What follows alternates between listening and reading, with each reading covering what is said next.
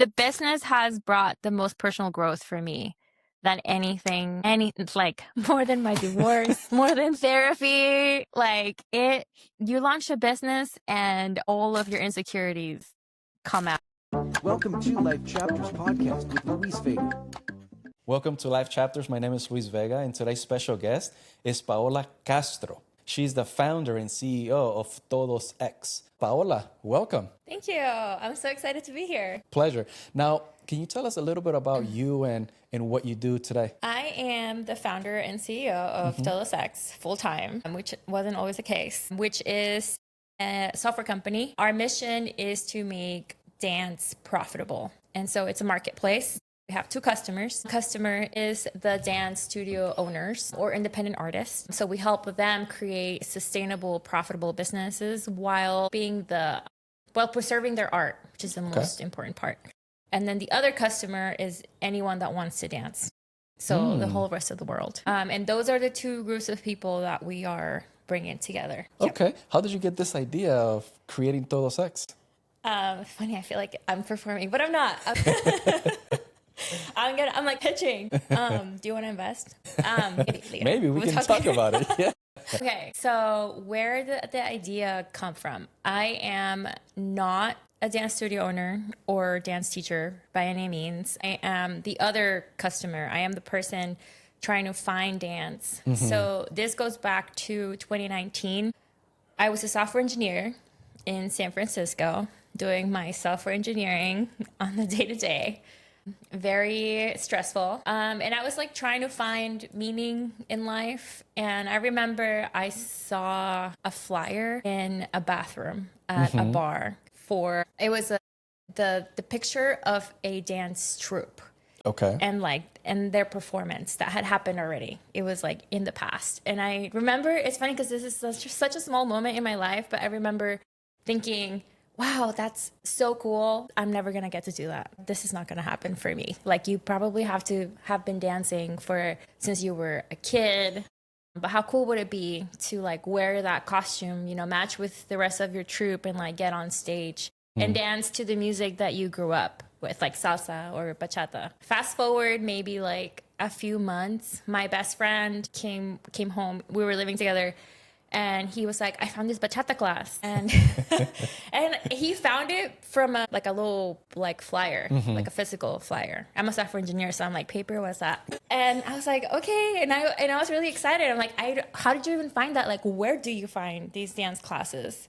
And so we went to the dance class, and it's crazy like how the universe works, because that day, it was a Tuesday at 8 p.m. That class Very specific. That class is still on Tuesday at 8 p.m. And I'll tell you why and how I know that. We went to the class, and they were like, okay, like we're having open enrollment for our teams, and anybody can try out. It's next week. It's free. You just come and then like apply for the team, and we'll see if you get in. And I was like, what? Like I can audition for a dance team? So long story short, I convinced my best friend, who did not want to do it, because like, I'm going to have to wear shiny outfits. Like, what is this? So we went to the audition. Me, him, and my sister made it onto the most beginner team. And the dance company, and this is, you said I should give people shout outs. This dance company is the first Todos X customer. They've ran I think now 6 team seasons on our app, and they've been growing like their income. They're killing it. But anyway, that's now. Going back to that time, I get on the team, and then it gets to the payment part, because you have to have an investment to it. Like, what are you going to pay? And at the time, it was $85, which is crazy. Like, this is 2019, 2020. And I was dumbfounded because we had to pay on Venmo. And I was like, this company, the owner, she is running over 100 transactions from like over 100 people, like herding cats. Not just, the beginning of the season, but like every month. She's going to try to herd like over 100 cats or whatever to collect payment. I'm like, we're in San Francisco, like in the middle of the tech, boom. I'm a software engineer. Like her customers are a lot of people like me that are very, very smart. Why is this the operations? And I was just like this is crazy. So yeah, so that's where, well, one, I couldn't find it. And then two, the payment was a pain. I would forget to pay sometimes because I had to remember to send her a Venmo every month. And I didn't do it maliciously. It's just, I have a bajillion things going on in my life. So I'm like, if this is happening to me and I'm a responsible person, organized, but I'm forgetting to pay this person that's bringing joy to my life, like she's giving me the part of the day that I actually look forward to. Why this doesn't make sense to me. Okay. Now you mentioned software engineer. How did that come about? How did you want to become a software engineer? That is also a great question. It was not in the plan.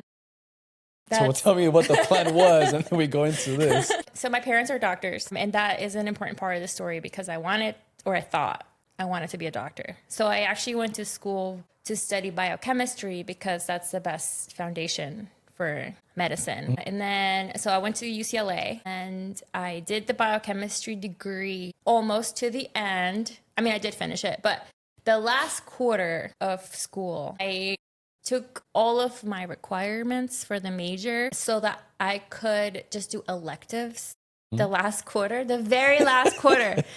And I was like, programming, that sounds fun. Let me try it. And I was like, I had no idea what was going to come out of it. It's almost like an angel spoke in my ear, like, try this. And so I took this programming class and I was like, holy shit, this is so cool. And I fell in love with it. And the funny part is that the professor that taught the class that I took, because it wasn't an elective class, it wasn't like programming 101. It was a professor emeritus professor, which I still don't fully understand what that means, but they're like retired, but they're like, it's an honor for them to teach at the university. That's how I understand it. Okay. She was 85 years old. She could barely walk, but it's cool because, she was just this like very inspiring soul lady. She was so old. And I was like, how, like she would like walk like this into the classroom. And I'd be like, okay. But she had like, even though her body was old, her soul and her spirit, like I could feel it. And she was just really passionate at 85 years old still to teach programming. So that just like infected me. And then, so I was actually I was like, I'm going to be rebellious. I'm not going to be a doctor. I'm going to get a PhD. That was like me rebelling against my parents. No, I'm not going to be a doctor. I'm going to go get a PhD. And I had been doing research at UCLA for a lab to publish some research because the way to get into a prestigious PhD program is to publish in your undergrad. So I was actually doing research for the head of the biochemistry department at UCLA, and he was ready to write me my recommendation letter for like UCSF, Harvard, like biochemistry PhD programs. And then I come into his office one day and I'm like, so I'm going to switch to bioinformatics because I like programming, and that's like, still science, but like involves programming. And because I just realized that I'm in love with programming. And he was like, what the fuck? He didn't say that, but I remember the day that I walked into his office and I was so nervous because that wasn't the plan. So I went to UC Santa Cruz to study bioinformatics, and that's where I learned like how to like actually. I had to teach myself how to code because everybody that went into that program already knew how to code. So I had to like figure it out, that's one of the hardest things before the business that I have ever done in my life. Definitely lots of crying every night. That didn't stop you though. No, which I feel like says a lot about me. But yeah. Now, coming from two doctors and you changing, the whole legacy that they were also doing, what was their reaction to you changing your entire major? Like from biochem to, my parents have been incredibly supportive, which is crazy. And something that I should mention is, because, I'm like one person doing all of these things, is when I graduated college, I also got married, and then I got divorced later on. And my parents were really supportive about that too, because they're Latinos. They are Catholic. So marriage so early, no bueno. And then divorce. I feel like I should ask them actually, because they're my biggest investors. They're my biggest supporters. And I just feel like I've been just this crazy person that just decides to do crazy things, which is not it. They're not that crazy, but divorce, I think, is crazy for someone that grew up Catholic and grew up in Nicaragua. Okay. So going back to the app, Todos X, what is your vision with it? Like, what does it do for the two different types of customers? For the dance business owners, dance studio owners are artists first. And that's a really important thing that I have to understand, and just the world has to understand. So business is not their forte. They thrive, they're in their element when they're in their creative. I actually, side note, I think business is very creative, but it's a different type of creativity. It's more of a right brain creativity. And so the data, what's out there in the world shows, proves this. There's the whole starving artist notion. They're not running their businesses sustainably, because you got to do both. Their product is their art, and they're amazing at their product, but they're not good at systems and operations and thinking growth. So the idea is to build software that supports the dance business model, so that, and just runs it for the most part, so they can focus on the creative side. The reason, and then on the other side, there's a lot of people that, like me, that have a heart, that want to dance but can't find it. And the reason is because if as a dance business owner, you're not running a business the way that it should be ran, you're not going to have the reach that you want. So they are struggling running the business, so they can't get to the visibility part, so they can't be reachable by everyone else that wants to find dance. Yeah, and that's very important, because you can be so good, you can have a really good product, but if no one can find the product, no one can see what the product does, you can have the best one, but no one's going to be able to take advantage of that product. So what you're doing is providing visibility to everybody else, the customers that want to participate in dance classes, salsa, bachata, maybe more. Yeah. Now, the customers that you already have that are using Todos X, what have been the feedback that you have heard from them? Feedback, there's all kinds of feedback. Let's say business-wise.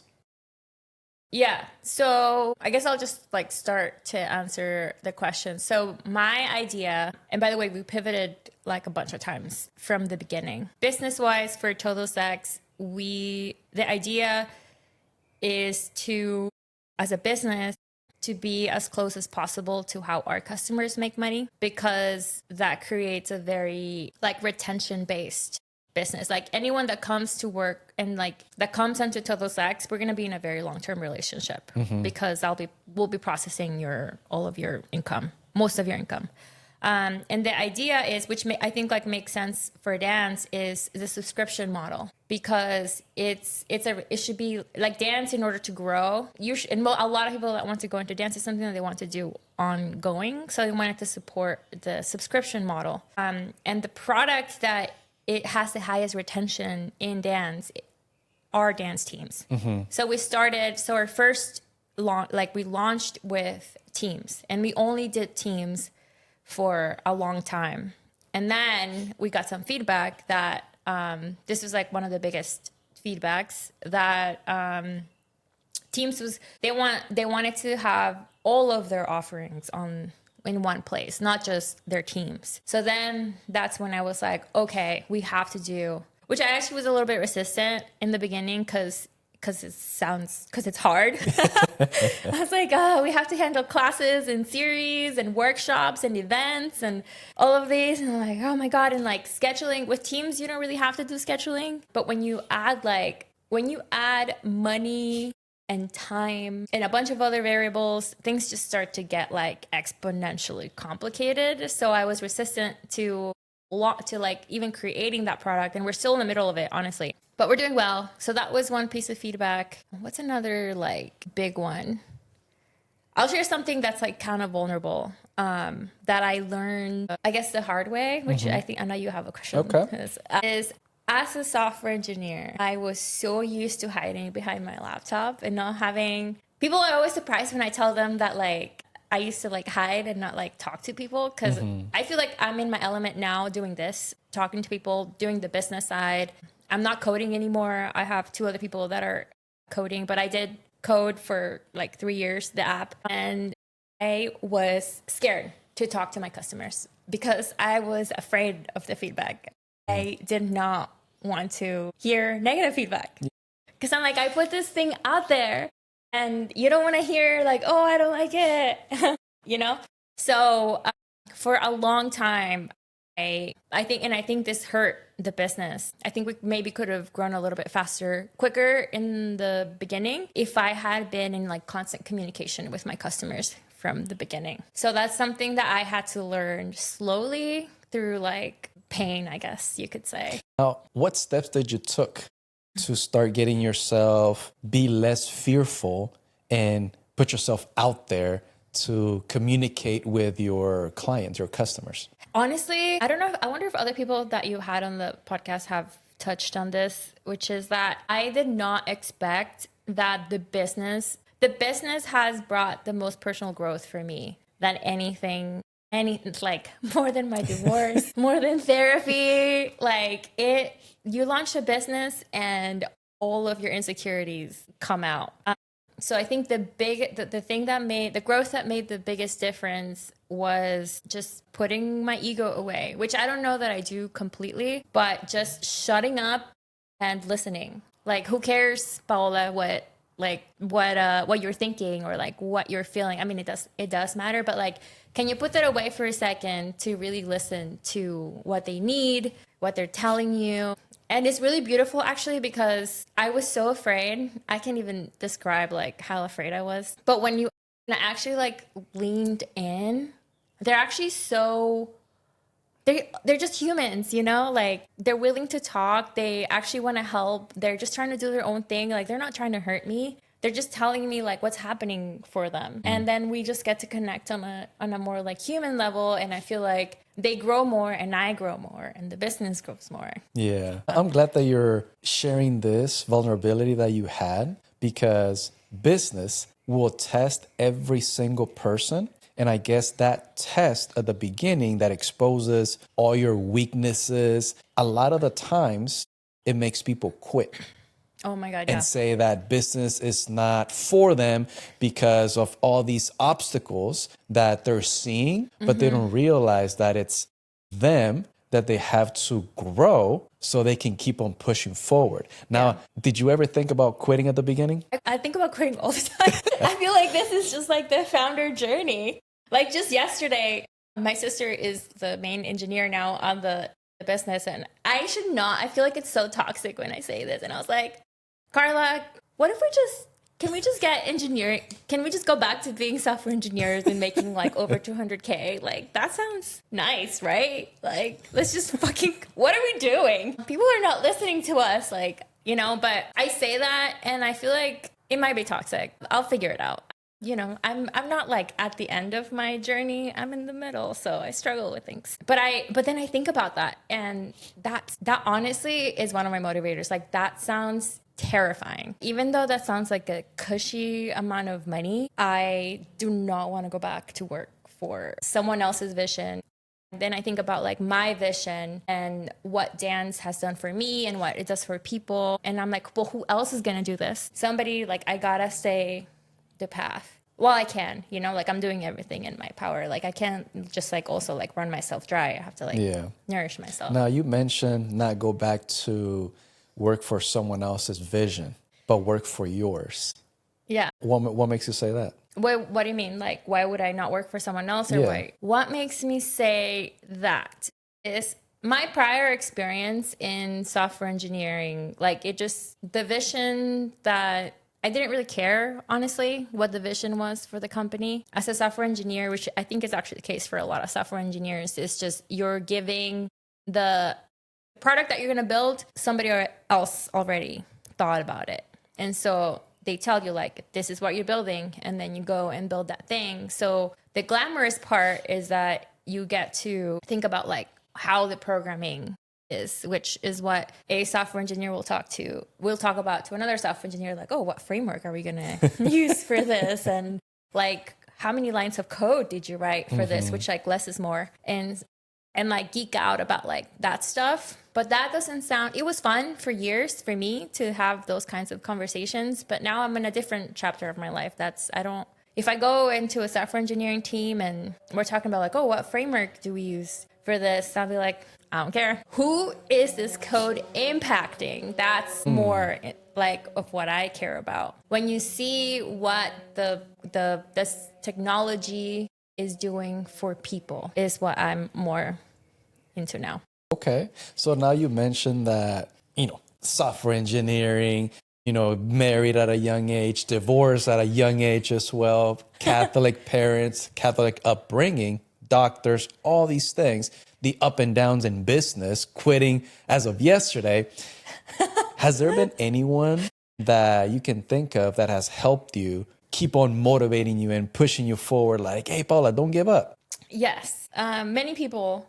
I can't like just say one person. One of, I'm not going to say her name, but there was one person very early on in like 2020 when we were still like in ideation, that was really, what's the word? She really believed that I could do it when I didn't. And I don't know if I would have stayed the path if I hadn't felt that belief from someone else. I feel like that matters for people. Like when you don't believe it yourself, but you see somebody else believe in you. And they do say that like when you're pitching to investors, you have to believe so hard in what you're pitching, like way like harder and like bigger and more like deeper than like what the investor could ever believe because they feel that energy. And then that was early on. And then now I have like business coaches that I work with. Someone that I like to work with a lot is Jeff Semington. He works for Mission Edge Impact Lab. That's been it's helped a lot. It's a program that's helped a lot with the finances because he's like a fractional CFO during the length of a program. Yep. And then I don't have like the person like early on was someone that had their own business. So they're like, oh, I can see how I can see this for you. Now I feel like I don't have someone like that. And so what I resort to when I'm in my low moments is my community. And a big part of outside of Dan's, I've created a business community for myself.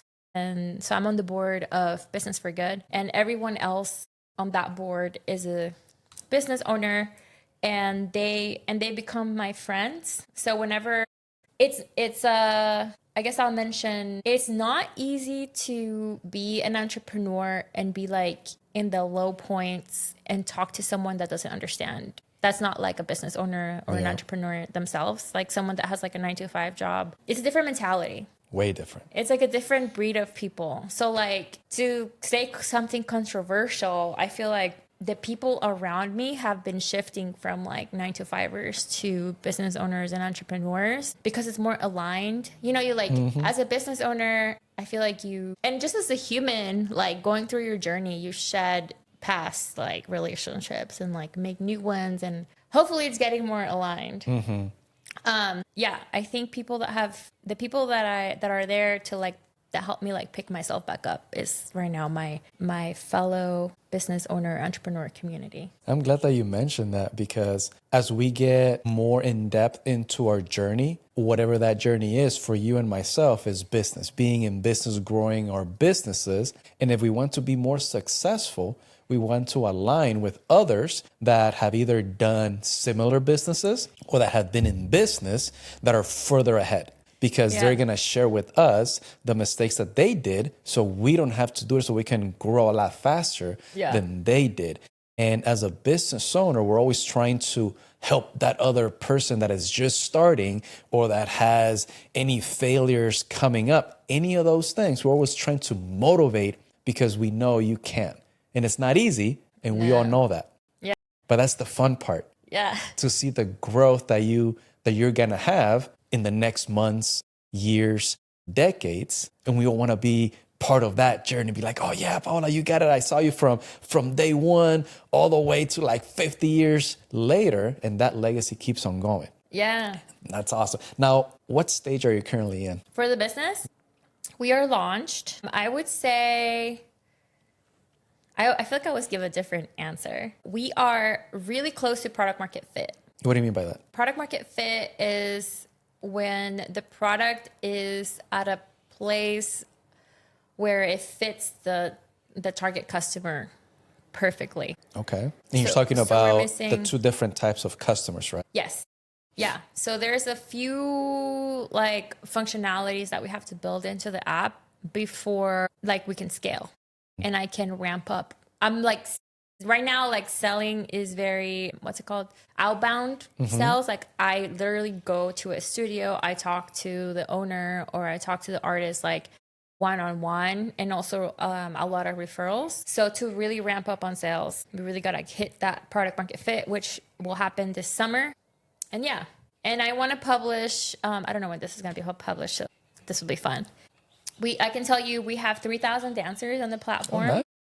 Congrats on that. We just hit that 3,000, and we have processed over $800,000 in transactions Since when? Since opening, since launching. Very nice. Which is, it's a big number. It is. But it's yeah. a small number Correct. at the same time. Yeah. But it's it's significant, and that number has a lot of history behind it, because that is money that people have. That's happy money. It's money that people have spent on themselves. It's on their own investment, and also money that supports the artists that create these communities for us. So I'm very happy about that. Congratulations on all of that has been going on from beginning, from launch until now. 800,000. That's 800,000. It doesn't matter the number, but a lot of people already investing in themselves, as you call it, happy money, because it makes them happy to go and release some stress, classes, events, teams. So that is really good. And that's going to be like your daily. I promise you that's going to be your daily transactions once this app goes market fit. Yeah. Now, what do you want people that are listening to take away from your story, Paola? I think that we're all artists. So I think life gets funner when you think of yourself as an artist. I heard this recently from someone. So I want everybody to know that they're an artist. Okay. And to think of themselves as an artist, like take that away, because just the fact of you waking up in the morning is art. And just like being and coming into life. And if you have a crazy idea, just freaking go for it. The world's your oyster. Just freaking go for it. Yeah. That is a good takeaway, because a lot of the times our crazy ideas, we think they're too crazy, and our circle of friends, family, they also tell you that is a crazy idea. So you start letting that idea just get away from you, because everyone is saying the same thing. So be able to find those people that love crazy ideas, and then that can support you, just like the person that you mentioned that supported you in 2019, that believed more than you did. Yeah. And that's the type of people that we need when we have those crazy ideas. Yes. Now, is there anything that I haven't asked that you would like to share? How was my divorce? Not just kidding. I don't think so. I think, well, before we started recording, we were talking about me being from Nicaragua, and we didn't really get into that. But Tell me a little bit about Nicaragua. I'm from Nicaragua. I was born there. I came here when I was 12, and so now it seems like, I don't know, you could say that it's like a small part of my life, but no, it's a huge part of my life. It's a huge one. It makes me, now I'm even thinking like, what does it mean for me now that I'm from there? And the first thing that comes to mind is that I get to be part of the Latino community. And this may sound like frou-frou, but sometimes I think about like, why was I born Latina? I could have been born, like, why did, God or the universe or, whoever is out there, like, why me being born into this community? And why was I born? Why am I an immigrant? Because that's a big part of my identity too. And I feel like with Todos X, all of my customers are Latinas, mostly women actually, which is not, I didn't expect that in the beginning. And I go, oh, cool. Okay. I'm helping all these women like run businesses, which is like, oh, amazing. My dream, my like 10-year-old self would be like, wow, Paola, good job.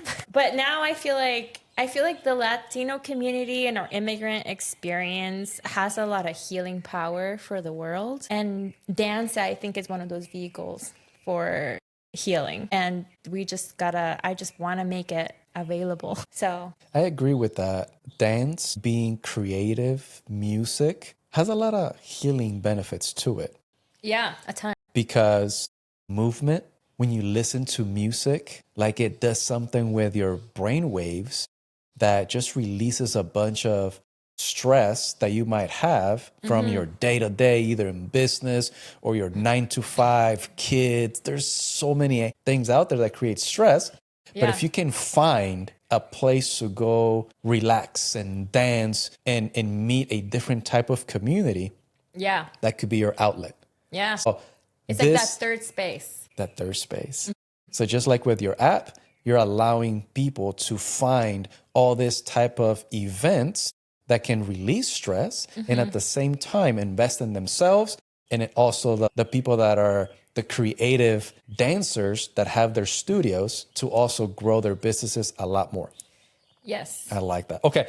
Now, as you know, I'm a financial person. I love educating people with their finances. And I always like asking people if there's a financial habit that has benefited you lately. I love this question. I'm all about money also. What is the financial habit that has benefited me lately? The first thing that I want to say is that running the finances for the business actually, I feel like, helped my personal finances a lot because they're separate. So looking at the profit and loss statement every month is a good habit because it's like a health check for the business.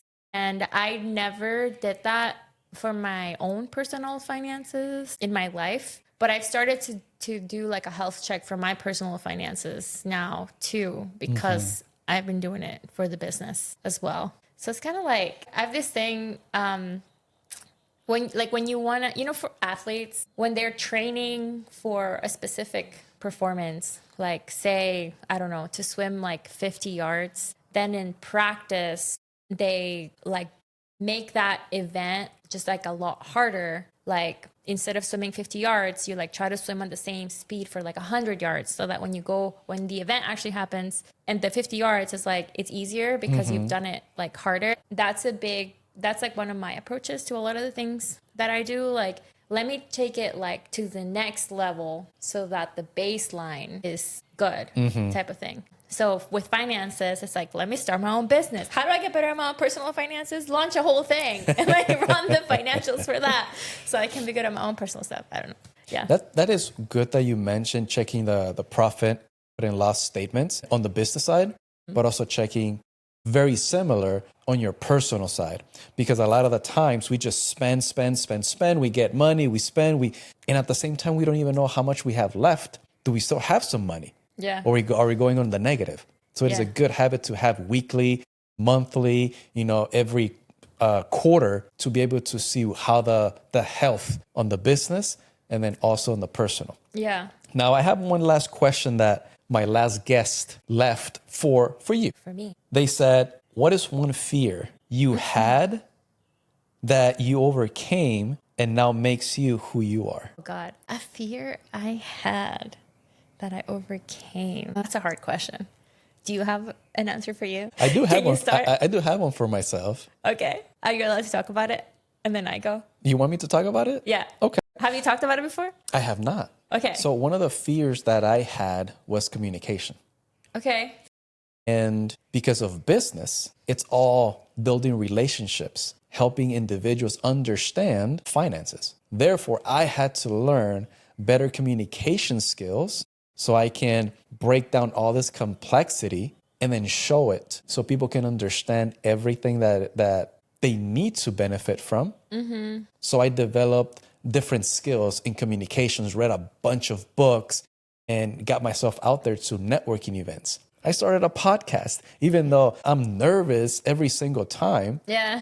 But I'm putting myself out there, and now that's what makes me. I love communication, and I just want to be known as that person that feared communication, but now is a communicator. Yes. Okay, I love that story.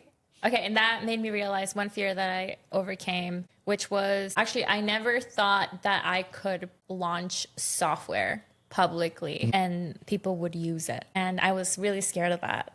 And then I did it and I started my business. And then, but also within that, I was like, who am I like to be processing people's money? Like, I don't even think I was scared to launch a software that not only was a software that people would use out in the wild, but also that like, because money is very touchy-feely for people. It is, yeah. So yeah, so that was, and now it's happening and I see the transactions and I'm like, okay, yes. And I'm glad. So yeah, I feel like that's a good question. Cause I think we all have carry like a lot of fear around things, but if you can like gather the strength somehow to just freaking do the thing, even though you're scared, like the outcome of that, like what comes after is just like, you're like, I didn't even know this world existed. Yeah, because there's a lot of people that fear many things. Yeah. But those that decide to fight and get over that fear, at the end of the day, they start a business because of that fear, teaching how to get better in that specific fear. And I've heard that many times. And that's the beauty of getting out there and having that support because everybody has fears. Yeah. Getting out. Well, Paola, it's been a pleasure having this conversation with you. Thank you for sharing your story from Nicaragua, and the person that you are today. And I'm sure there's going to be a lot more success that is going to come your way. I'm going to bring you back, as that success keeps on coming so we can keep on keeping a journey like a diary, recorded audio, video, so it can last the entire lifetime and just keep on building legacy from there. And to all the listeners, if you're one of those people that cannot find any place to go dance, take classes, you'll be able to find her. The information is going to be right below. And remember to pay yourself first. I'll see you next chapter. Thanks for being part of this project to share people's journey. Like, share, and subscribe. See you next chapter.